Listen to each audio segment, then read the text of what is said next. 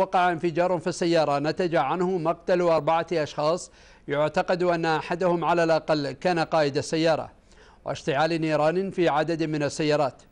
وقد باشرت الجهات الأمنية في استكمال إجراءات الضبط الجنائي للجريمة والتحقيق فيها، وسيصدر بيان إلحاقي بالتفاصيل، ولا يزال الحادث محل المتابعة الأمنية، والله ولي التوفيق.